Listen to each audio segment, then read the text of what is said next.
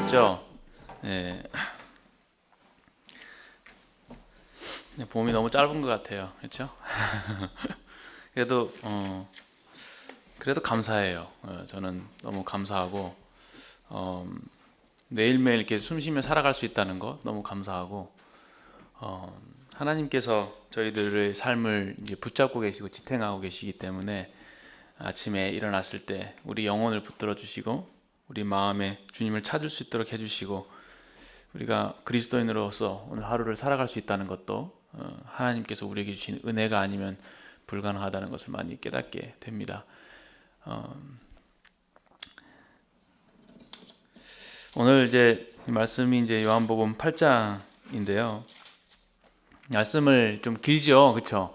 깁니다. 근데 말씀을 보면 볼수록 정말 오묘하다라는 생각을 하게 되고요. 정말 여러분들 어떻게 감당하세요? 다 읽으시면서 뭐 이해가 다 되십니까? 예, 너무 참 심오한 말씀들을 주님께서 하시고 또 주님 정말 하신 행동이나 말씀들 이해가 안 되는 부분들이 참 많이 있습니다. 그리고 요한복음은 여러분들 아시다시피 제일 처음에 시작하는 성경 시작할 때 요한복음 시작하죠. 제일 마지막에 연구하는 게 요한복음이에요. 그리고 요한복음이 다른 복음서와 다른 부분은 그 예수님이 하나님과 어떤 관계에 있으신지를 아주 자세하게 말씀하세요. 그래서 천상에 있는 얘기를 하고 계시기 때문에 신학적으로 연구하기 아주 좋은 책이고요.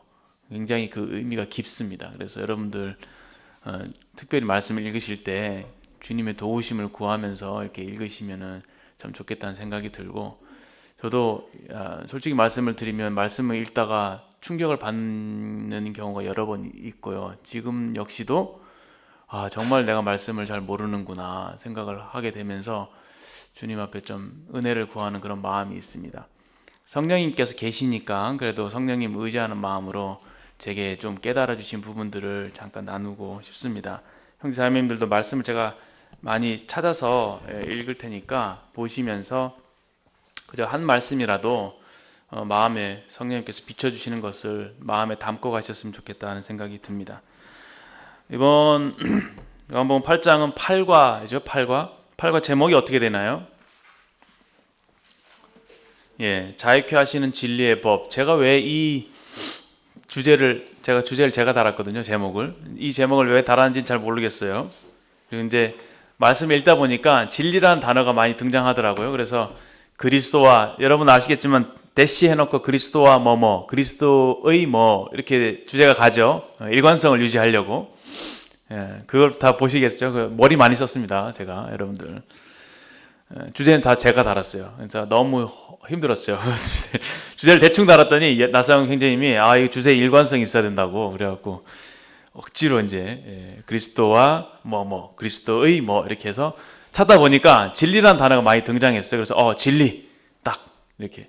근데 뭔가 찾으려 보니까 말씀 이제 구절이 여기 보니까 31절 32절이 있는 거예요. 이 말씀이 좀 확 들어오더라고요. 그래서 이 말씀 보니까 자유라는 단어가 나오잖아요. 진리가 너희를 자유케 하리라. 이 자유라는 단어와 앞에 나오는 이 가늠한 여인의 얘기가 왠지 연관성이 있을 것 같은 생각이 들어서 저 자신도 모르게 이제 자유케 하시는 진리의 법 이렇게 제목을 달게 된 겁니다. 신기하죠? 제가 한 게 아닌 것 같아요. 근데 말씀을 이렇게 제가 이 제목에 제가 얽매이게 된 거예요. 그래서 말씀을 묵상하면서 이 제목을 중심으로 이 말씀을 보게 됐어요. 사실은 앞에 사건이 너무 강렬하잖아요. 이 가늠한 여인의 사건. 아까 지재현 형님도 잘 말씀해 주셨는데 그 사건으로 접근을 하려고 했는데 사실은 제가 접근을 이제 여기 주제에 얻고 진리 또 자유라고 하는 그런 단어들로부터 말씀을 좀 시작해 볼까 합니다. 31절 32절 말씀을 한번 펴 주시고요. 함께 읽도록 하겠습니다. 그러므로 예수께서 자기를 믿은 유대인들에게 이르시되 너희가 내 말에 거하면 참으로 내 제자가 되고 진리를 알지니 진리가 너희를 자유롭게 하리라. 여기 진리가 너희를 자유롭게 하리라. 이거 굉장히 유명한 말이죠. 기독교계에서 굉장히 많이 쓰고 있는 말이고요. 특별히 이 기독교 학교 잘은 모르겠는데 그 미국에 가면은 유명한 대학들 있죠. 그 대학들이 슬로건으로 내걸고 있고 막 그 건물에다가 새기고 있는 단어가 The truth will set you free. 엄청 멋있는 단어예요. 그러니까 대학이라고 하는 곳이 이 진리를 탐구하는 것이죠. 인간의 이 기본적인 욕구가 이 알매, 뭔가 지식을 탐구하고자 알고자 하는 욕구가 있거든요. 그래서 이 대학이라고 하는 곳은 이 학문을 지식을 추구하는 그러한 전당입니다. 그래서 그것을 이제 슬로건을 걸죠. 이 성경 말씀 구절을. 근데 이 말씀이 의미하는 바를 여러분들 이해하세요? 여기 보면은 진리가 뭐죠? 진리가 무엇입니까? 그냥 한마디로 하면 참된 이치, 그죠? 참된 이치. 그리고 자유는 뭐예요? 뭔가에 얽매이지 않는 것, 그렇죠? 자, 그러면은 이 말씀의 문맥에서 이 자유라고 하는 것은 무엇으로부터의 자유인가요?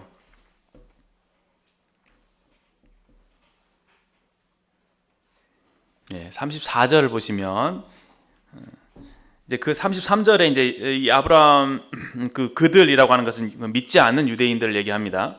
믿지 않는 유대인들이 우리가 아브라함의 자손이라 남의 종이 된 적이 없다. 물론 거짓말이죠. 지금 로마의 속국이잖아요. 근데 로마의 종이면서 종이 된 적 없다고 얘기합니다. 아무튼 거짓말이긴 하지만 이 말 이렇게 얘기하죠. 어찌하여 우리가 자유롭게 되리라 하느냐? 그러니까 예수님께서 34절에 예수께서 대답하시되 진실로 너에게 이르노니 죄를 범하는 자마다 죄의 종이라. 아하. 그러니까 자유라고 하는 것은 죄로부터의 자유구나라는 것을 알 수가 있죠.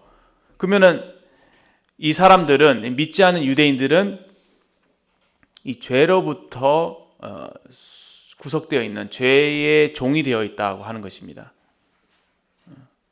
그래서 이 진리라고 하는 것은 주님 말씀에 진리가 너희를 죄로부터 자유하게 하리라 이렇게 말씀이 되는 거죠. 그리고 앞에 이제 이 가는 중에 붙잡힌 여인도 문제가 뭐죠? 죄죠.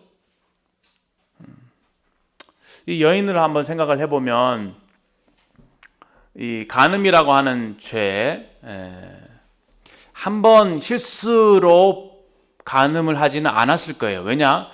실수로 했다면 사람들이 몰랐겠죠. 처음 실수로 범한 죄라면은. 근데 왠지 사람들이 그 여인이 그런 죄가 있다는 것을, 평소에 그런 습관이 있다는 것을 알고 있었겠죠. 그래서 그것을 노린 겁니다. 그렇죠?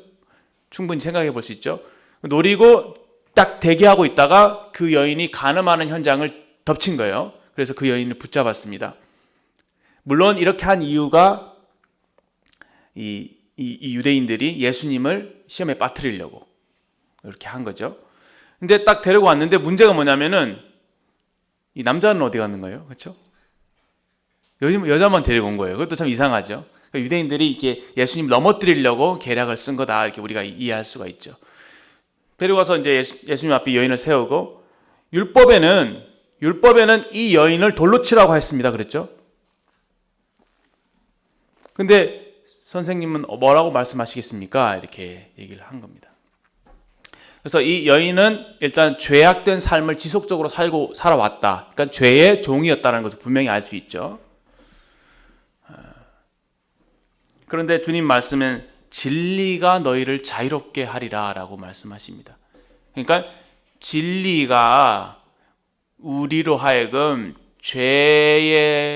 죄로부터 또 죄를 짓는 삶으로부터 우리를 자유롭게 또 해방시켜 주시고 그 죄를 이길 수 있게 해주신다. 그런 말씀으로 들리지 않습니까? 그렇죠? 그런데 이 여인의 경우와 이 유대인들의 경우를 살펴보면 이 진리, 여러분들 진리에 대해서 뭐 어떻게 이해하고 계세요? 진리. 세상 사람들이 말하는 의미에서 어떤 진리 그러면 변치 않는 어떤 사실, 그렇죠? 그래서 태양이 동쪽에서 서쪽으로 지는 것, 부모님이 우리를 사랑하시는 것 변치 않죠. 웬만하면 변치 않죠. 그런 것들을 뭐 진리다 얘기하고 있고 무슨 뭐 예전에는 천동설이 진리라고 알고 있었는데 지금은 지동설이 이제 진리라고 하는 것을 이제 밝혀지게 된 거죠. 그래서 진리는 있는데 그 이치를 사람들이 발견하기 위해서 노력하는 과정이 사실 학문의 과정이잖아요. 연구하고. 그런데 여기서 진리를, 유대인들의 입장에서는 진리가 무엇이었을까요? 율법이었겠죠. 율법. 그렇죠. 유대인들의 입장에서는 하나님의 말씀이 진리예요. 그러면은 다른 말로 하면 율법이죠. 그럼 율법이 진리면은 이 율법은 반드시 우리를 죄로부터 자유롭게 해 줄 수 있어야 되는 거예요. 그렇죠?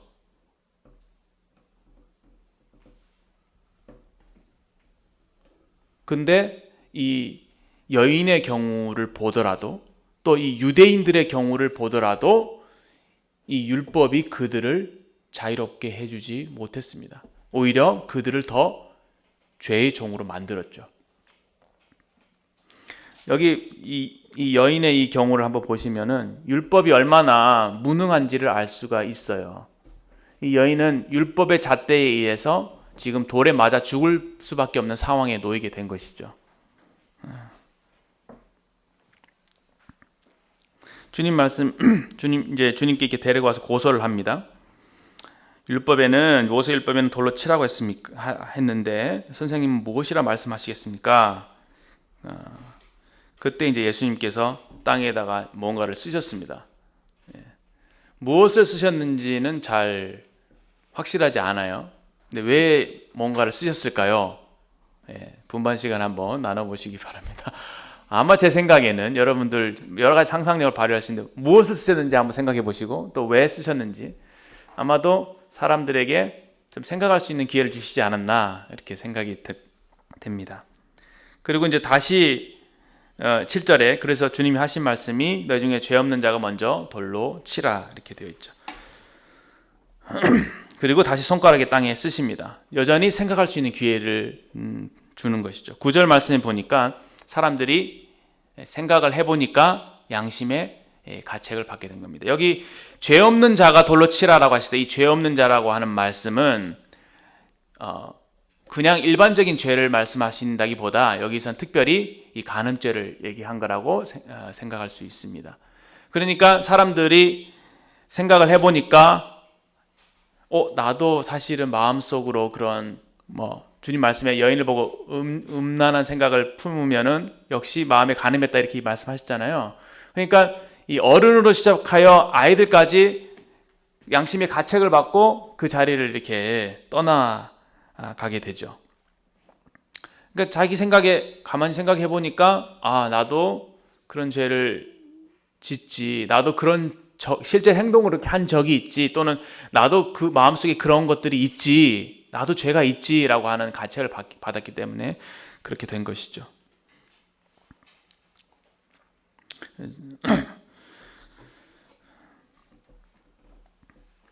여기 이 사람들 중에서는 그들도 죄인이었기 때문에 아무도 예수님께 여인에게 돌을 던질 수 있는 사람은 없었습니다. 그런데 예수님이 하신 일이 참으로 놀랍죠. 아무도 남지 않았습니다. 그때 예수님이 그 여인에게 다가와서 너를 고발하던 그들이 어디 있느냐? 너를 정죄한 자가 없느냐라고 물으셨습니다. 그때 주여 없나이다. 나도 너를 정죄하지 아니하노니 가서 다시는 죄를 범치 말라. 사실 이 비유를 사실 제가 잘 정리해서 책에 기록을 했지만 저는 그렇게 깨달아져요. 예수님이 지금 예수님이 이 두 딜레마에 빠진 거 아닙니까? 돌로 치라고 그러면은 예수님 사랑이 없게 되는 거고, 용서해 주라고 그러면은 모세 율법을 어기는 것이 되니까, 모세 율법을 어기는 것은 공의가 무너지는 것이고, 돌로 치라고 할 경우에는 사랑이 무너지는 것이잖아요. 근데 예수님은 사랑과 공의가 충만하신 분이시거든요. 이 두 가지가 갈등을 하고 있는데 이 갈등, 이 딜레마를 예수님께서 해결하시는 그 방법이 무엇이냐라는 겁니다.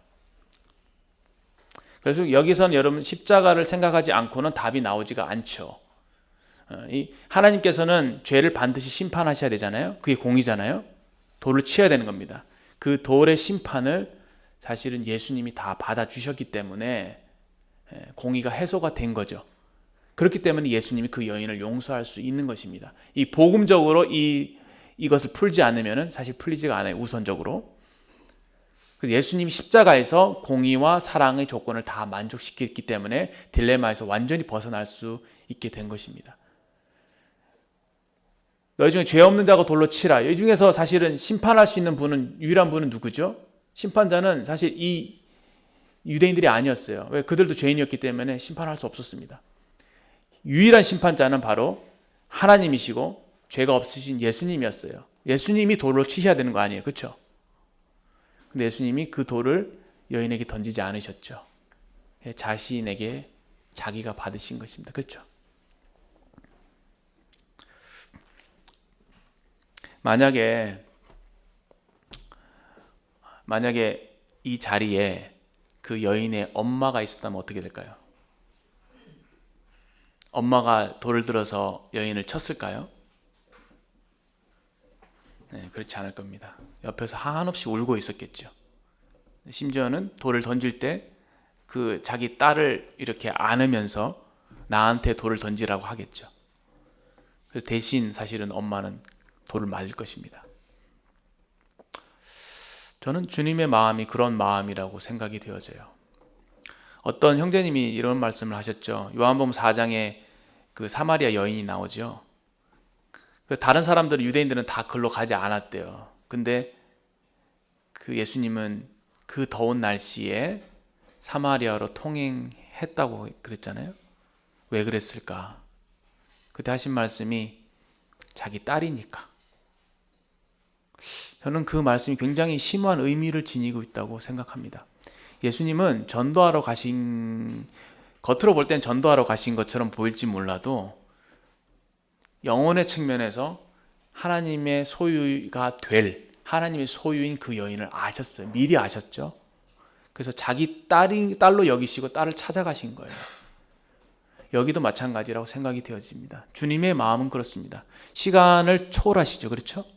그래서 여러분 요한복음 읽다 보면 또 한 가지 특징이 있는데, 그건 뭐냐면은 예정론적으로 접근을 말씀하시는 경우가 많습니다. 너희가 내 말을 듣지 않는다. 그것은 너희들이 내 양이 아니기 때문이다. 말씀을 믿지 않았기 때문에 너희가 내 양이 아니라는 얘기가 아니라, 내가 내 양이 아니니까 내 말을 못 듣는다라고 얘기하는 거예요. 그러니까 주님은 시간의 개념으로 말씀하신 게 아니라 이 사람이 구원 받을지 안 받을지, 이 사람이 하나님께 속한 자인지 아닌지를 미리 아시는 거죠. 그것만이 중요한 것입니다. 이해되시죠? 무슨 말인지? 조금 어렵긴 합니다. 그러나 그래서 요한복음이 심오하다고 하는 거예요. 아버지께서 내게 주신 자들을 내가 하나도 잃어버리지 않는다. 그래서 예수님이 오신 목적은 이미 아버지께서 자기의 소유로 삼으신 그 사람들을 찾으러 오신 거예요. 만나러 오신 겁니다. 네, 죄송합니다. 이런 어려운 얘기를 해서. 여튼 그래요. 여튼 요한복음이 분명히 이야기하고 있는 것은 그렇습니다. 아버지께서 내게 주신 자, 먼저 아버지께서 선택하시고 부르신 자, 그들을 예수님께서 만나러 오셨고 구원하러 오신 것입니다. 그런 측면에서 봤을 때에 주님은 이 여인을 자신의 딸로 여기셨다. 딸 대하는 마음으로 여인을 대하셨다는 것을 생각하게 되면, 주님이 얼마나 이 여인을 사랑하셨는지, 사랑하셨기 때문에 이와 같이 말씀하셨다. 이 여인을 이렇게 대하셨다라는 것을 우리가 알 수가 있습니다. 이것을 참 놓치지 않게 되기를 바라요. 중요한 포인트 중에 하나입니다. 그런데 예수님께서 그냥 오케이, 내가 너를 위해서 대신 죽었어, 내가 너를 위해서 대신 돌을 받았어, 그러니까 너 이제 오케이, 자유다, 가거라, 이렇게 말씀하신 게 아니라 가서 다시는 죄를 범치 말라라고 말씀하셨어요.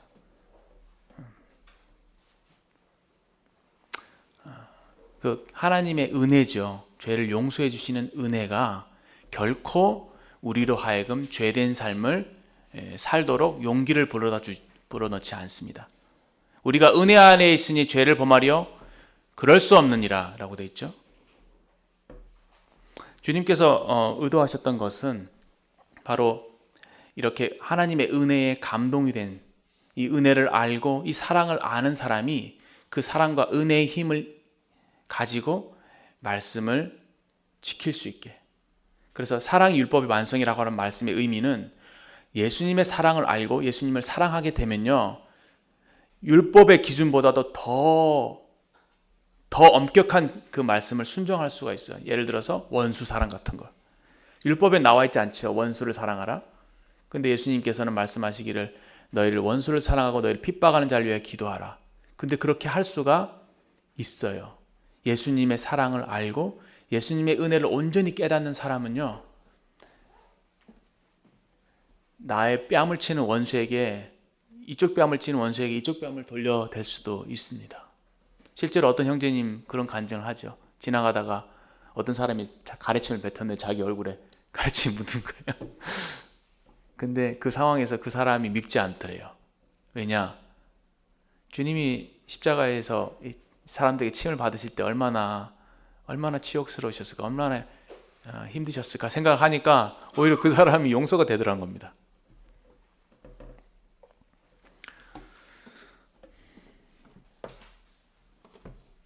그 주님의 사랑의 힘, 그 은혜의 힘은 정말 오묘한 힘이 있어요. 그 힘, 파워가 있습니다. 그러면은 이 말씀에 착안해서 다시 한번 31장, 32장을 보면은 우리가 말씀드렸듯이 진리가 너희를 자유롭게 하리라고 했을 때에 이 진리가 율법이 아니라는 것을 우리가 알 수가 있죠. 무엇을 안다고 하는 그 지식이 우리를 죄로부터 자유롭게 하지 못합니다. 그런데 아까 여인이 너 가서 주님이 다시는 죄를 범치 말라라고 했을 때에 여인이 돌아가서 다시 그 죄를 범했을까요? 여인이 다시 간음을 했을까요? 안 했을까요?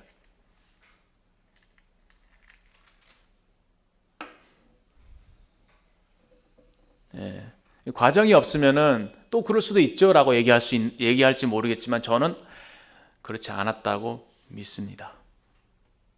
왜냐? 이 여인이 이 지금 가는 중에 끌려올 때 여인은 진짜 죽는 줄 알았을 거거든요. 정말 두려웠을 거란 말이에요. 울면서 끌려왔을 겁니다. 정말 죽는 줄 알았다니까요. 무서웠을 거예요. 심판이 얼마나 죄가 무서운지, 심판이 무서웠는지 그 앞에 처절하게 느꼈을 것입니다. 그 이익을 되는데 나 정말 죽는구나 이렇게 생각했을 거예요.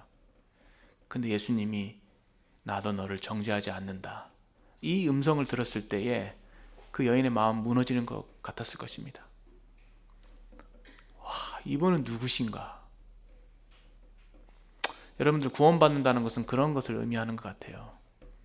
우리가 구원받을 때 정말 죄에 대한 깊은 탄식과 두려움, 그래서 하나님께 간절하게 부르짖는 그 마음, 그때 예수님께서 다가오셔갖고 그 한 말씀 우리에게 던져주시잖아요. 그렇죠? 그 말씀을 통해서 예수님을, 은혜를 깨닫게 됐을 때 우리 마음이 어떻게 돼요? 막 어떤 사람은 눈물을 펑펑 흘리기도 하고 어떤 사람은 뛸 듯이 기뻐갖고, 그렇죠? 날아다니고. 그렇게 해서 변화를 받은 사람, 은혜를 체험한 사람은 예수님을 도저히 배반할 수가 없죠. 그렇죠? 깊이 생각했을 것이고요. 주님이 하신 말씀, 가서 다시는 죄를 범치 말라라고 하는 그 음성이 계속 뇌리 속에 남아 있었을 것입니다. 그리고 그 죄악된 삶을 아마 청산했을 거라고 생각이 됩니다.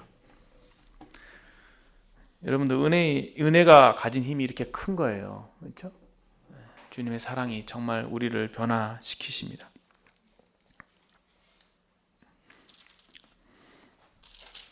그렇다면 여기 말씀하시는 진리가 너희를 자유롭게 한다고 했을 때 무엇이 그 여인을 죄로부터 자유롭게 했나요? 답은 36절에 있죠. 그러므로 아들이 너희를 자유롭게 하면, 그랬죠? 아들이 너희를 자유롭게 하면. 진리가 자유롭게 한다는 말씀은 제가 이야기로 어려운 말씀입니다. 쉽다고 말씀드린 게 아니에요. 진리는요, 예수님께로 안내해요. 뭔가를 안다고 했을 때에 그 알문, 궁극적으로 예수님을 아는 알미예요. 그 알은 지식적인 알미라기보다는 관계적인 알미예요. 물론 지식이 포함됩니다. 근데 그것을 뛰어넘는 거죠. 지식을 뛰어넘는데 그 지식의 실체죠. 그 지식이 의미하는 바를 피부적으로 느끼면서 아는 거예요. 그게 관계적인 알미죠. 예를 들어서 예수님이, 제가 말씀드렸잖아요. 예수님이 날 사랑하셔. 이것이 그냥 말로서 전달되는 것과 이 여인처럼 진짜 죽을 그 상황 가운데 돌에 맞아 죽은 그 두려움 가운데 있다가 예수님이 여자여 이렇게 부르실 때 그 한마디에 그 마음이 얼마나 뜨거웠겠어요. 그렇죠? 그렇게 예수님을 만난 그 암과는 차원이 다르다는 것이죠. 그걸 관계적인 알미라고 얘기합니다. 경험적인 알미죠.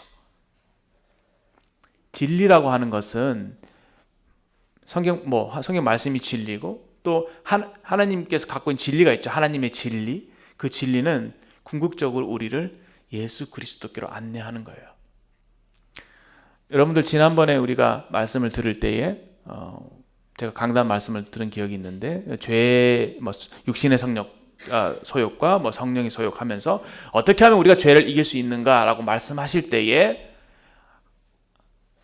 말씀하셨던 게 뭐냐면은 성령을 따라 행하면은 죄를 이길 수 있다 이렇게 말씀하시죠. 왜냐하면 성령이 능력이시니까. 근데 여러분 성령이 무슨 영이죠? 진리의 영이죠. 그렇죠? 성령은 진리의 영입니다. 성령은 우리를 모든 진리 가운데로 인도해 주십니다. 그런데 성령이 하는 주된 역할이 뭐냐면요. 우리를 예수님께로 안내하는 거예요. 성령은 자신을 나타내지 않고 예수님을 나타내십니다. 그러니까 고로 이 진리, 성령, 진리의 영, 성령은 결국 그 목적이 우리를 예수님께로 안내한다는 것입니다. 지난번에 제가 육과를 말씀하시면서 예수님이 주시는 양식을 먹는 게 아니라 예수님을 먹는다고 말씀드렸죠. 그거는 예수님과 우리와의 인격적인 관계를 의미한다고 말씀드렸습니다. 우리가 여기 말씀에 보면은 너희가 내 말에 거하면 참으로 내 제자가 되고 진리를 알지니 진리가 너희를 자유케 하리라 이렇게 말씀이 되어 있죠. 너희가 내 말에 거하면 예수님을 따라가게 되면 우리가 주님의 제자가 되는데 더불어서 진리를 알게 된다. 예수님 말씀이 진리니까 그렇죠? 성령님을 통해서 우리에게 무엇이 옳은 것인지 무엇이 참된 것인지를 알게 해주시죠. 그래서 우리가 분별력이 생기는 겁니다. 만사를 꿰뚫어 볼 수 있는 그것이 진리죠. 근데 이 진리가 궁극적으로는 어떻게 해요? 우리를 예수님께로 안내한다는 겁니다. 그래서 예수님과 그 어떤 사귐, 그 사귐 가운데서 주님과 온전한 연합을 이루게 되는 것.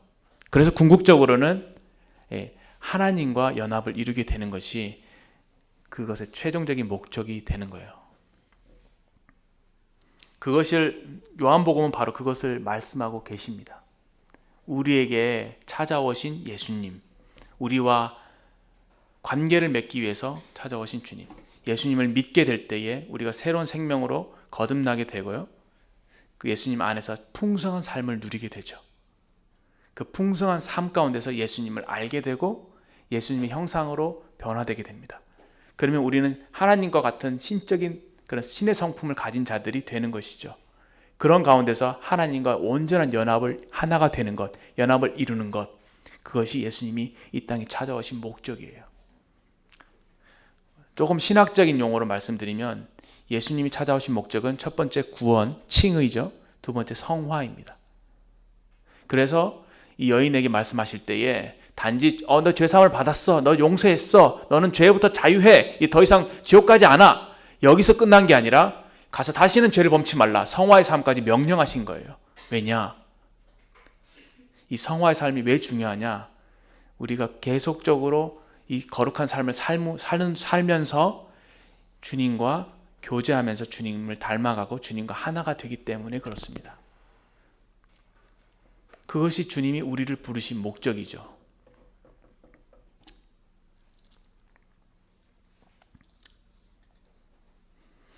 (31절) 보시면 예수께서 자기를 믿은 유대인들에게 그랬죠. 그렇죠? 자기를 믿은 성도잖아요. 그러면 구원받은 사람이죠. 구원받은 유대인들에게 말씀하신 거예요. 그러면 성도에게 한 말씀이죠. 그러면 성도에게 한 말씀인데 너희가 내 말에 거하면 그랬죠. 거한다는 말은 무슨 말씀일까요? 지속적으로 그 말씀에 머무는 것이죠. 말씀을 한번 듣고 그치고 듣고 뭐 잊어버리고 듣고 그냥 당시 좋아서 좋다라고 끝나는 것이 아니라 그 말씀 안에 계속 머무는 것을 의미합니다. 그렇게 머무는 자가 어떻게 되냐면은 참으로 제자가 된다는 거죠. 그렇죠? 성화의 삶을 말씀하고 계십니다. 성화의 삶에서 제일 중요한 것은 주님의 말씀 안에 머무는 것이다. 그렇게 하게 될 때 참 제자가 된다. 그렇죠? 더불어서 진리를 알게 된다. 진리라고 하는 것은 하나님의 뜻이 될 수가 있겠죠. 참된 것, 지극히 선한 것, 하늘에 속한 것, 변치 않는 것, 영원한 것, 이 세상 만물을 꿰뚫어 볼 수 있는 분별력, 이런 것들을 알게 된다는 겁니다. 진리를 알게 될지니 이 진리를 통해서 결국은 우리가 죄로부터 완전한 자유함을 죄로부터 자유하게 되는 삶을 살게 된다는 겁니다. 물론 이것이 완전 성화를 얘기하는 것은 아닙니다. 우리가 넘어질 수 있고 하지만 죄를 이길 수 있는 삶의 비결은 결국은 그렇죠? 아들이 너희를 자유케 하면 예수님과 함께 할 때, 예수님을 먹을 때, 예수님을 누릴 때, 예수님을 즐길 때, 예수님으로 충만해질 때에 죄를 이길 수가 있습니다. 저는 단연코 이렇게 말씀을 드려요. 예수님과 죄를 동시에 생각할 수 없습니다. 여러분들 혹시 계속 반복되는 죄, 내가 정말 이길 수 없다고 생각되는 죄가 있나요? 그것은 무엇을 반증하냐면은 내가 예수님을 충만히 누리지 못하고 있구나. 내가 예수님과 단절되어 있구나. 이것이 분명한 것입니다. 왜냐하면 예수님과 죄를 동시에 생각할 수 없어요. 만약에 여러분 죄가 생각이 난다. 그럼 예수님을 생각해 보세요. 그럼 죄가 물러갈 것입니다. 예수님을 먹는다는 거 다시 한번 생각해 주세요. 예수님 먹는다는 거.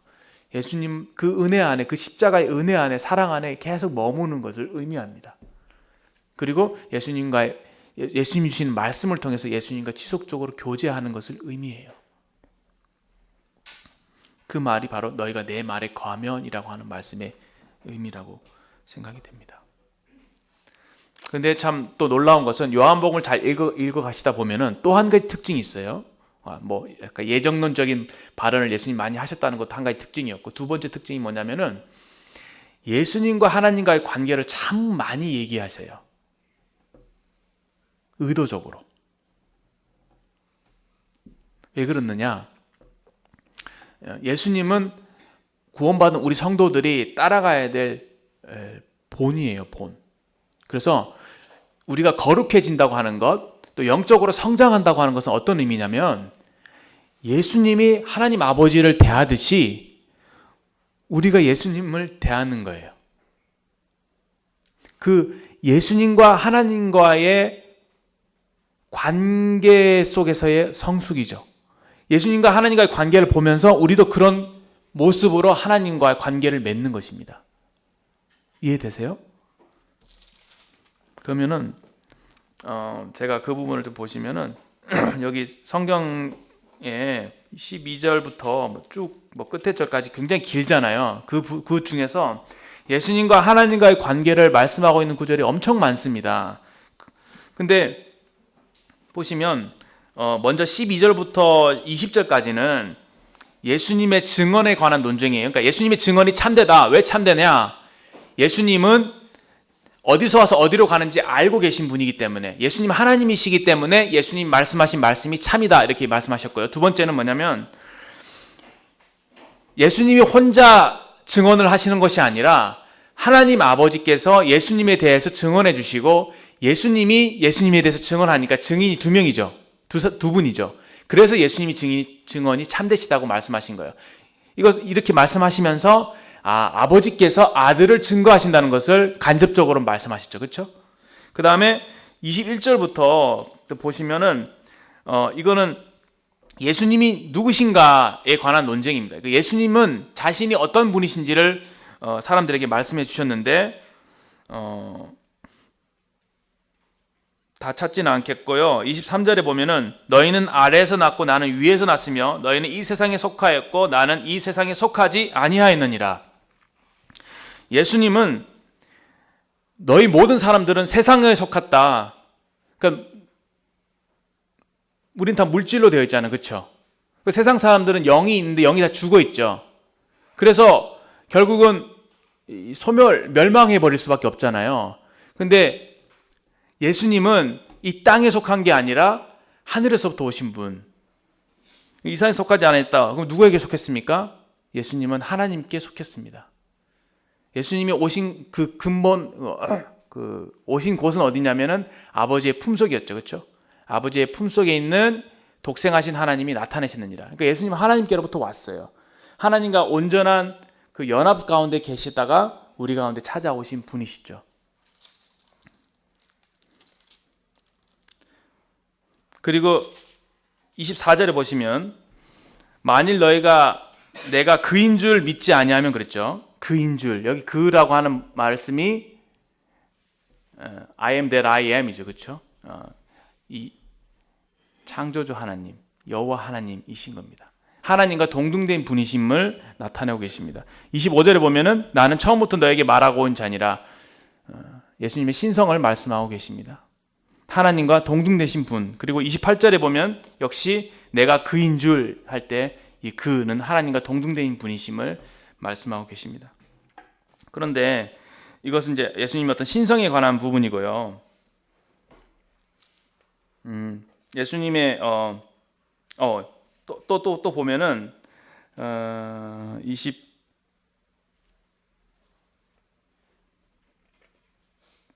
58절에 보면은 아브라함이 나기 전부터 내가 있느니라 이렇게 말씀하시죠. 그러니까 영원 전부터 계신 시작과 끝이 없으신 그분, 그런 분이심을 나타내셨습니다. 그리고 이제 그런 예수님이셨지만 하나님과 동등됨을 취할 것을 여기지 아니하시고 어떻게 하셨어요? 사람이 되셨죠. 그래서 예수님이 하나님 아버지에 대해서 말씀하실 때에, 지칭할 때에 뭐라고 말씀하시냐면 나를 보내신 이라고 얘기하시죠. 그러니까 예수님이 스스로 오신 것이 아니라 아버지께서 보내서 오셨다. 아버지의 말씀에 순종하셔서 오셨다라는 것입니다. 얼마나 놀랍습니까? 예수님은 하나님이세요. 그렇죠? 예수님은 어떻게 보면은 모든 능력을 다 갖고 계신 분이시고 아버지를 어떤 면에서 필요로 하지 않으시는, 그렇죠? 독립적인 분이시거든요. 하나님 아버지와. 그런데도 불구하고 이 하나님의 삼위일체 하나님의 속성 자체가 서로 어떻게 해요? 사랑하고 의존적인 관계라고 하는 것입니다. 하나님과 동등되시지만 그것을 그렇게 동등됨을 취할 것을 여기지 아니하시고 자기를 낮추신 거예요. 그러니까 순종하는 아들의 모습을 가지고 이 땅에 오신 것입니다. 그래서 예수님의 이름이 하나님의 아들인 거예요. 이해되시죠? 예, 되실 겁니다. 근데 오셨을 때에 이 세상 살아가실 때에 예수님께서 충분히 하실 말씀이 많으셨는데 스스로 말씀하지 않으시고 하나님께서 하라고 하신 말씀만 말씀하셨어요. 마치 그 구약 시대에 그 여러 선지자들 또 하나님의 종들이 했던 것처럼 그냥 하나님의 말씀 듣고 사람들에게 전달하시는, 또 하나님이 이렇게 하라라고 하시면 그대로 순종하시는 그런 분이셨습니다. 하나님께서 인간을 사랑하셨어요. 그래서 인간을 구원할 계획을 세우셨습니다. 그래서 하나님은 계획자이세요. 근데 그 계획을 하나님께서 실행하신 것이 아니라 그 아들에게 명령하셔갖고 아들이 그 명령에 순종해서 어떻게 해요? 그 구속의 사역, 우리 죄를 위해서 죽으시는 그 일을 실행하신 거예요. 순종으로. 이것이 굉장히 오묘한 비밀입니다. 여러분들 쉽게 얘기할 수 있는 부분이 아니에요. 굉장히 오묘한 거예요. 하나님과 동등된 분이 종의 형체를 가지셨다. 하나님께 순종하는 모습으로 자기를 나타내셨다. 이거거든요.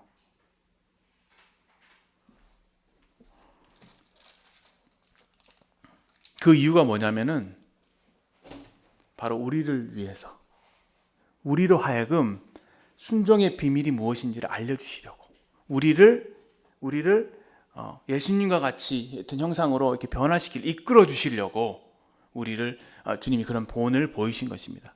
그래서 제자라고 하는 것은 그런 예수님을 따라가는 거예요. 예수님의 아버지 하나님 말씀을 듣고 그대로 순종하셨듯이 우리도 아버지 하나님의 예수님의 말씀을 듣고 그대로 순종하는 거예요. 예수님을 닮아서 하나님 아버지의 말씀에 순종하는 겁니다. 우리가 불순종함으로 인해서 죄에 빠졌잖아요. 아담과 하와가. 그것을 회복하시는 방법이 예수님이 종이 되시는 것, 예수님이 순종의 본을 보이시는 것이었다고 하는 것입니다. 이게 굉장히 중요한 개념이에요. 특별히 제자도에 있어서. 그래서 우리 그리스도인의 정체성은 뭐냐면은 예수님의 제자, 예수님이 아버지 하나님을 순종하고 따라가신 것처럼 우리도 하나님 아버지를 그런 모습으로 따라가는 사람들이 된 것입니다. 여러분도 제가 이 세상에 살죠. 성도로서 살아갑니다. 여러분과 저는 예수님의 제자가 되어야 합니다. 이거는 우리의 어떤 의지적인 결단을 필요로 해요. 구원받았다고 해서 다 제자가 되는 것은 아니라고 봅니다. 그래서 31절 말씀에 너에게 필요한 것이 있다. 이제 너희는 내 말에 거해야 된다. 이 말에 거한다는 말씀의 의미는요, 첫 번째는 이 말씀을 믿는 거예요. 믿는 것.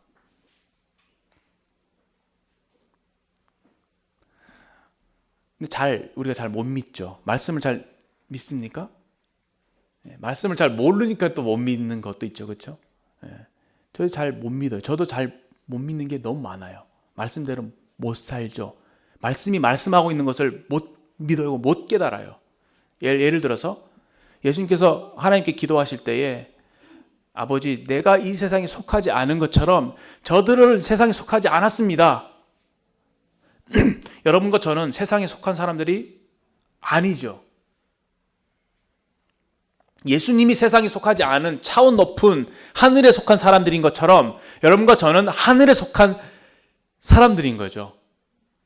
근데 세상에 나가면 어때요? 세상 친구들 만나면 그들과 내가 별로 다를 바가 없어 보이거든요.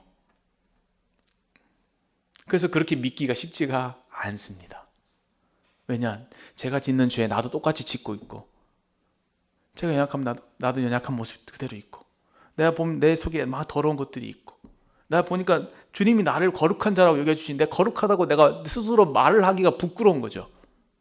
안 믿겨지는 거예요. 근데 성경은 뭐라고 얘기해요? 거룩하다. 넌 하늘에 속했다. 너는 내게 속했다. 이 말씀조차 우리가 못 믿으니까 세상 사람들과 똑같이 살아가는 거 아니겠습니까?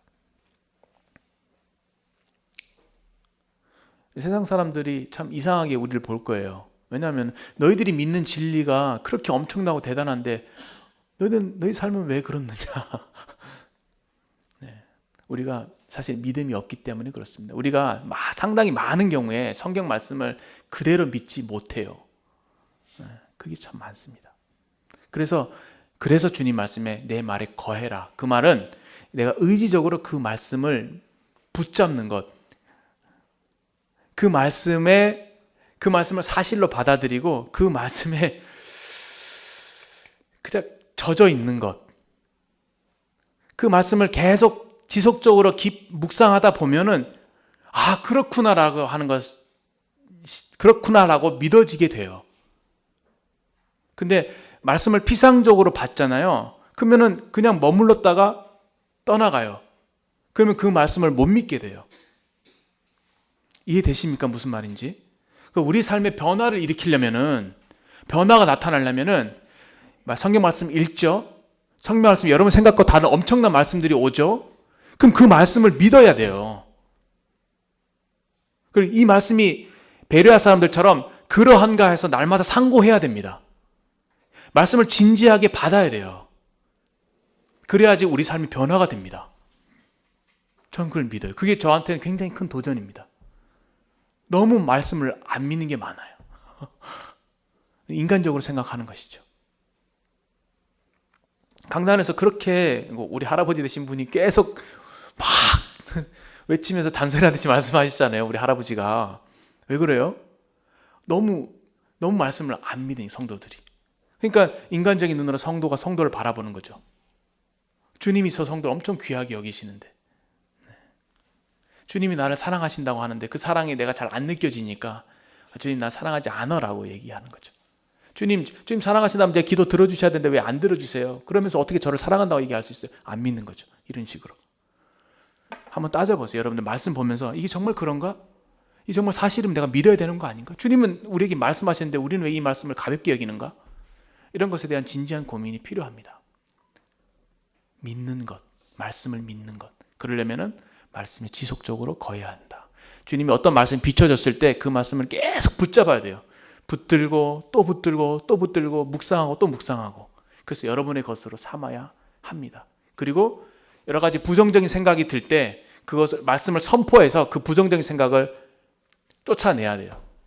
그리고 여러분들의 언어 자체가 비진리적인 성경적이 아닌 비진리적인 말을 하지 말아야 돼요. 성경에서 말씀하고 있는 것을 말해야 합니다. 그것이 성도의 마땅한 바입니다. 그것이 내게 별로 이렇게 그렇게 보이지 않더라도 그렇게 믿어야 합니다. 그것이 나의 삶의 가치관이 되어야 되고 그렇게 살아가야 합니다.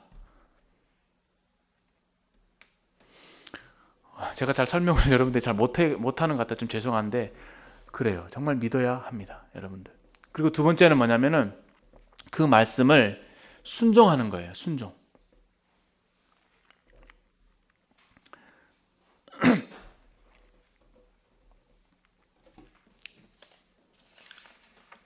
어떤 말씀이 우리에게 주어지잖아요. 여러분들 그 인생을 살아가다 보면은 성경 말씀 큐티 하다 보면 큐티 본문에서 어떤 말씀이 탁 마음을 때릴 때가 있죠. 근데 그 보통 때리는 경우는 어떤 경우 때리냐면은 어떤 그와 말씀과 연관된 어떤 상황이 있을 때, 그렇죠? 만약에 여러분들 누군가 싸웠어요. 싸웠는데 너희 원수를 사랑하라 이 말씀이 있다면은 원수까지 사랑하라 하셨는데 내가 이 형제를 이렇게 용서하지 못하나? 그럼 그 말씀이 나를 때리죠. 그럼 그런 어떤 때리는 말씀을 가볍게 생각하면 안 됩니다. 그 말씀은 여러분들에게 주님이 주시는 말씀이에요. 순종하라고. 그럼 그 말씀을 진지하게 받아야 돼요. 주님 나한테 이렇게 말씀하시는데 계속 부담을 가져야 됩니다. 이것을 의지적으로 묵살시키면 큰일 나요. 그럼 불순종이거든요. 그래서 이런 말씀을 주실 때 그 말씀을 주님 나한테 이렇게 하라고 하시는구나 하는 겁니다. 아주 세미한 음성으로 너가 저 형제가 저렇게 어려운데 그래도 네가 이런 친절을 베풀어야 되지 않겠어? 이런 마음을 주실 때도 똑같아요. 성령께서 여러분들에게 말씀하시는 것입니다. 순종해야 합니다. 근데 주님이 말씀하셨을 때 그 말씀 순종하면요 역사가 나타나요. 근데 순종이 어려운 이유가 어렵죠. 순종이 실천이 안 되는 거예요. 막 마음에서 그러고 싶은 마음이 안 생기는 거죠. 근데 일단은 한번 해보세요. 해보면요 놀라운 일이 생깁니다. 마음에 엄청난 기쁨과 평안이 찾아오고요. 그 결과 예수님을 만나게 되고 경험하게 됩니다. 순종은 이렇게 아름다운 비밀이 숨겨져 있습니다.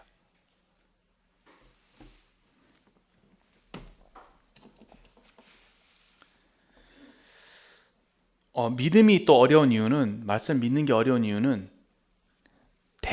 많은 경우에 현실과 달라 보여요. 현실과 달라요. 현실은 나는 지금 염려할 수밖에 없는 현실이에요. 수중에 돈이 없어요. 직장이 없어요. 안 되고 있어요. 현실은. 믿을 수가 없어요. 예를 들어서 아브라함의 경우 있죠. 100세예요. 그렇죠? 나이 엄청 불가능해요. 그렇죠? 그리고 어때요? 사라도 태가 죽었잖아요. 현실은 불가능해요. 근데 하나님께서 줄 거야. 그러면 어떻게 해야 돼요? 믿어야 돼요. 이게 믿는 게 중요하다니까요. 여러분들 믿어야 됩니다. 믿으세요. 주님이 어떤 말씀 주시면 믿으세요. 그리고 붙잡으세요. 많은 경우에 우리의 삶의 역사가 없는 거는 이 믿는 것을 소홀히 하기 때문에 그래요. 그냥 잊어버리는 거예요. 그냥 그럴 수도 있겠지, 저럴 수도 있겠지. 나의 자의적인 해석인가? 내가 잘못 적용한 거겠지. 그렇게 하시면 안 돼요. 뭔가 주님 말씀 비춰주실 때 그거를 붙잡고 믿고 약속의 말씀을 붙들고, 그리고 어떤 순종을 말씀하실 때는 그대로 순종하시고, 그렇게 할 때 그 결과가 반드시 내가 좋아하는 형태로 나타나진 않을 수 있지만 그 결과를 통해서 주님을 발견하게 됩니다. 주님을 경험하게 돼요. 주님은 정말 살아계십니다. 저는 요즘 좀 사실 현실적으로 불가능한 현실들이 너무 많아요. 믿기가 어려울 경우, 주님을 믿기가 너무, 말씀을 믿기가 어려운 경우가 많습니다. 근데 신기한 일들이 많이 발생하고 있어요. 놀랍게. 그래서 하나님 살아계심을 느껴요. 근데 오히려 그러니까 더 현실이 불가능하니까 믿고 싶어지는 거죠. 성경 말씀은 그런 믿음을 그렇게 정의하고 있습니다. 불가능해 보이는 걸 믿는 것. 내 생각이 이해가 되고 가능성이 보이는 걸 믿는 건 믿는 게 아니에요. 엘리야가 구름 한 점, 비도 3년 반 동안 비가 안 내린 그 상황 속에서 비를 달라고 기도하는 것과 똑같아요. 그러니까 기도하니까 구름이 일어나잖아요. 그렇죠? 불가능 속에서 기도하는 거예요. 불가능 속에서 믿는 겁니다. 그때 역사가 나타나는 것이죠. 저는 우리 모임 자체가 전체적으로, 제가 모임에서 컸잖아요. 이런 믿음에 대한 교훈을 많이 못 받고 살았기 때문에 성경 말씀도 그냥 이지적으로만 접근하니까 삶의 그런 능력들을 많이 경험하지 못하고 산 것 같아요. 그래서 참 하나님을 아는 지식이 너무 짧고 하나님을 경험한 경험들이 너무 없어서 간증할 것들이 많지 않는 것이 너무 안타깝습니다. 근데 성경은 그런 기적적인 이야기들도 가득 차 있거든요. 물론 우리가 원하는 대로 뭐 일이 된다 그런 얘기가 아니죠. 주님을 경험하는 것, 말씀을 믿고 나아가는 것, 믿음으로 살아가는 것, 그것을 말씀하고 계십니다. 그래야지 우리 신앙이 매너리즘에 빠지지 않고 지루하지가 않아요. 우리는 살아계신 하나님을 섬기고 있잖아요. 그렇죠? 한 말씀만 보고 마치도록 하겠습니다. 요한복음 14장 21절.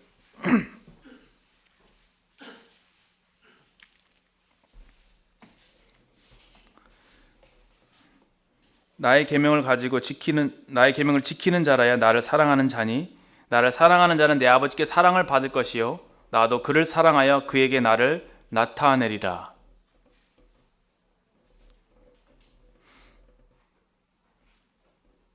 나의 계명을 가지고 지키는 자, 그렇죠? 나의 계명을 지키는 자, 순종을 의미하죠, 그렇죠? 하나님 말씀을 듣고 인내로서 말씀을 지키는 것, 말씀을 순종해내는 것, 말씀대로 살아내는 것을 의미합니다.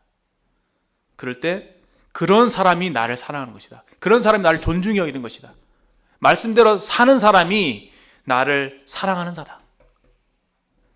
그런 사람은 내 아버지께서 사랑하신다. 내 아버지께 사랑을 받을 것이다. 여러분, 하나님께 사랑을 받는다면 이게 어떻겠습니까? 하나님의 사랑을 한번 느껴보신 적 있나요? 그 엄청난 사랑을 한번 느껴보시고 그 사랑을 제발 실어 써서 저한테 좀 소개해 주세요. 알고 싶습니다. 하나님의 사랑 어떤 것인지 알고 싶지 않으세요? 그 바다보다 넓은 그런 사랑. 내 아버지께 사랑을 받을 것이요 나도 그를 사랑하여 그에게 나를 나타내리라. 그렇죠? 주님 말씀을 붙잡고 말씀대로 살고 순종하면, 지키면 그 약속이 뭐냐면 그에게 나를 나타내리라. 그때 비로소 주님을 경험하는 거예요. 만나는 거죠.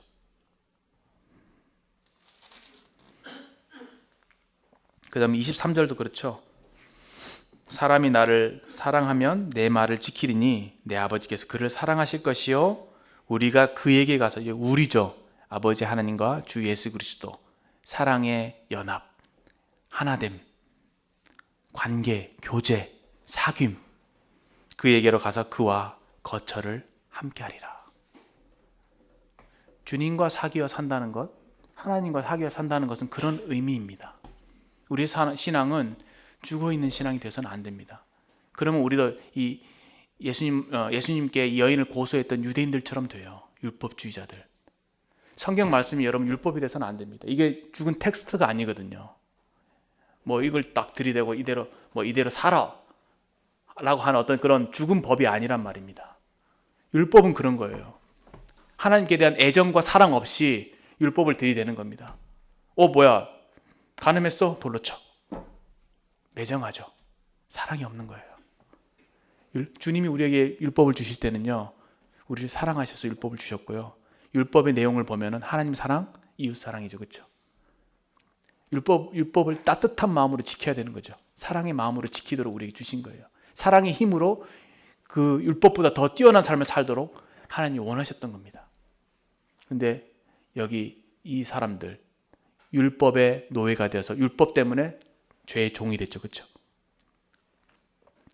그래서 예수님 하나님께로부터 멀리 떨어져서 여기 보면 예수님께서 그들을 향해서 너희는 너희 앞에 마귀다, 너는 죄의 종이다 이렇게 얘기하실 정도로 주님을 몰랐습니다. 근데 이 여인은 예수님을 만나게 됐죠. 죄를 이길 수 있는 힘은 진리 대신 예수 그리스도. 내가 곧 길이요 진리요 생명이니.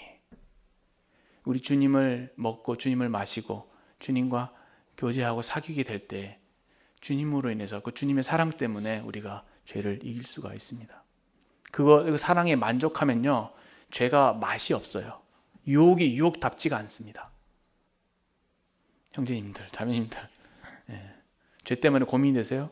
예수님을 가까이 하시면 됩니다. 이 말씀이 얼마나 도전적이에요, 그렇죠? 주님이 우리에게 나에게 주님을 나타내신 거 경험하고 싶지 않습니까? 하나님 사랑이 그 바다 넓은 그 사랑이라고 하는데 그거 알고 싶지 않으세요?